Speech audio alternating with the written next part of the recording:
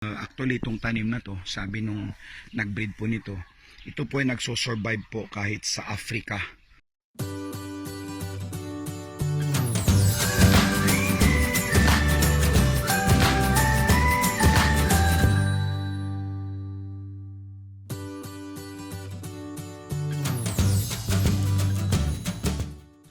Good morning mga kabaka, ito po muli si Arnel Corpus ng Adelaide River Farms.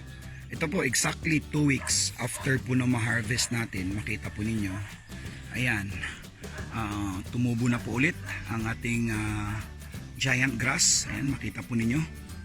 Ayan po, makita po ninyo. So ginawa po natin, after po ng cutting po natin noong, kung di ako magkamali, is May 14, ay naglagay na po tayo ng dagdag fertilizer. So naglagay po tayo ng dagdag fertilizer. Pakita ko mamaya sa inyo, naglagay po tayo ng mga manure.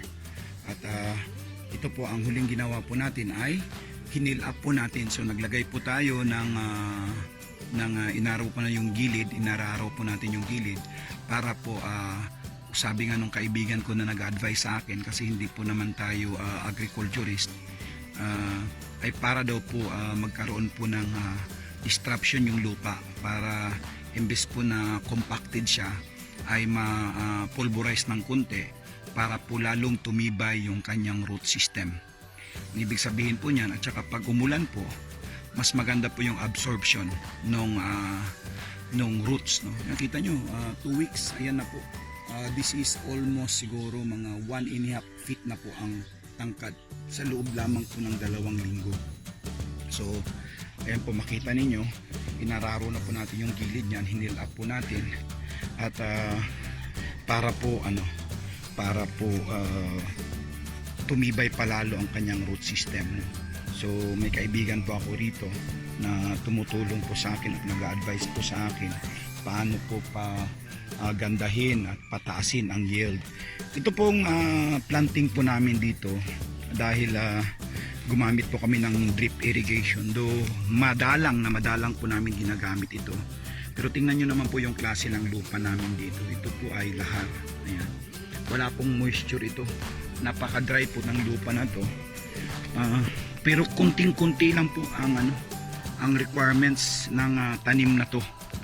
Actually, itong tanim na to, sabi nung nag-breed po nito, ito po ay nagso-survive po kahit sa Africa, sa disyerto. So ayan po, napaka-minimal po ng gamit ng tubig. Ito po mula noong pinutol po natin, na hindi pa po natin nagamitan ito ng irrigation dahil na timing po na medyo napapadalas po ang ulan. Pero nakita nyo, ayan. So ito pong project namin na to, experimental po namin ito, kasi dapat po ang sabi is 1.5 by 0.5 ang intervals po natin.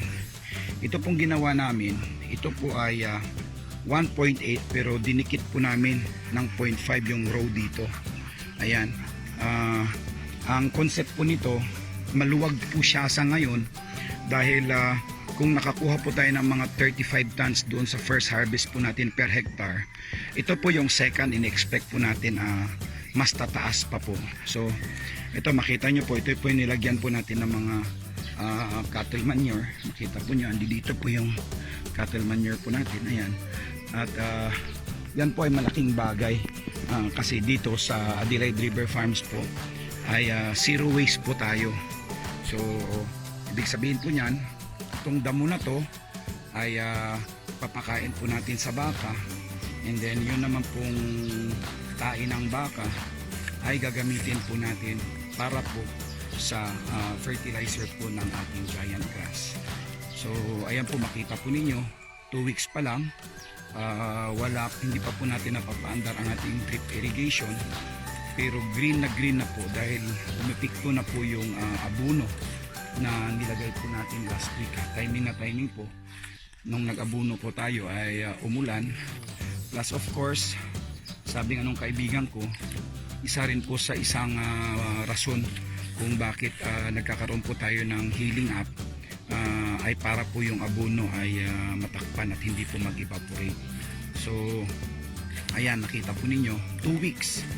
Imagine 2 weeks pa lang ay ganyan na po katatangkad ang ating giant grass. So nakita po ninyo, ayan po. So napakaganda po nitong giant grass na to. At ang target po natin dito ay ha-harvestin po natin after 60 days. So sa unang tanim po, ang ideal na sinabi po ng plant breeder ay ang first po nating raton is dapat after 90 days from planting, kasi syempre nilubog mo, hindi mo na makaka-recover yan, medyo matagal-tagal, kaya ang advice nila is 90 days doon sa unang raton, and then yung succeeding raton po ay every 60 days. So imagine mga kabaka, mga kakambing, kung mayroon po kayong 1 hektarya nito, doon na lang po tayo sa conservative, palagay po natin every 60 days ay mag-harvest po tayo ng babaan na natin 30 tons na pagkain every 60 days. Ilang baka na po ang pwede nating mapakain sa 1 hektarya po ng giant grass plantation po natin. Sobrang dami na po, 15, 20. Pagkambing naman siguro mga 60 to 80 heads kaya natin i-sustain dito. So bakit pa tayo pupunta doon sa pagpa-farming kung saan unpredictable po yung pagkain, hindi po natin alam saan kukunin. Samantalang ito, andyan na po, itatanim na lang po natin. Pagkatapos po na natin ma-harvest in 60 days, ay gagawin po nating silage.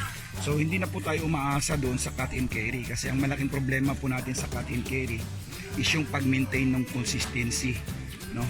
Na mabuti sana kung iba't ibang araw nyo rin tinanim yung inyong napier, para iba't ibang araw nyo rin sila harvestin. Pero ang problema, malaki po kasi ang factor nung dry matter sa pagkain ng ating alagang ruminants. Ito po yung kabayo, kalabaw, kambing at saka karniro, no? Sorry, hindi po kabayo, kalabaw, baka, kambing at saka karniro. Ang kabayo po, iba po ang kanyang digestive system. Hindi po pwedeng yung pagkain po ng ruminants ay ipakain natin sa kabayo. So ang ano po natin dito, pag mayroon po na kayong silage, ay hindi nyo na po problemahin yung pagkain ng alaga nyong hayop, no? Hindi na po kayo maghahanap kung saan saan. Ito, andi dito po kasi ito pong damo, katulad nito, yan po yung normal na kinakain po ng alaga nating hayop. Wala namang pong fertilizer yan, wala pong abono yan. So ano pong ine-expect yung nutrients na makakain ng ating alagang hayop doon sa mga damo na nakukuha natin sa mga gilid ng kalsada? Hindi naman po yan na-fertilize, no? Sariling sikap lang po yung mga tanim na yan. Siyempre mababa ang nutrients. Pag mababa po ang nutrients ng ipapakain nating damo, siyempre hindi rin po tataba yung baka natin, kasi nutrients po yung kailangan ng mga microbes sa loob ng tiyan para po ma-break nila at magamit para po sa pagtaba at saka pag-produce ng gatas. So ito po panawagan natin sa mga kapwa natin magsasaka, magtanim po tayo ng ravage, no? Huwag tayong umasa doon sa mga damo na nanggagaling lang sa tabi ng kalsada, kasi mababa po nutrients niyan at iba-iba po dry matter niyan, iba-iba po sipi niyan, sobrang baba nga po ng sipi niyan. So wala pong himala, no? Hindi yan magmimilagro na yung baka mo pinapakain mo ng mababa ang nutrition, ni-expect mong tumaba. Imposible po yan, no? Kailangan intentional po tayo. Hindi po tayo graduate ng college, pero ito po ang pinakamaayos na scientific way, ay magtanim ng high nutrients, high value na ravage, at para po magkaroon po ng maayos na nutrition ng ating alagang ruminants, para po maganda ang kanilang tinatawag na average daily gain, at saka maganda ang kanilang milk production, no? At bukod po dyan, dahil secure po ang inyong ravage, which is between 80 to 100% ng dapat nyong ipakain, sigurado po na mababa po ang inyong cost to produce, kasi hindi po kayo naghahanap kung saan saan na napakagastos po yan sa oras at saka sa pera. So sa muli, ito po si Arnel Corpus mula dito sa Adelaide River Farms. Subaybayan nyo po ang aming YouTube channel at Facebook page. Andiyan po lahat ng inyong mga kailangan. Maraming salamat po at pagpalain po tayo.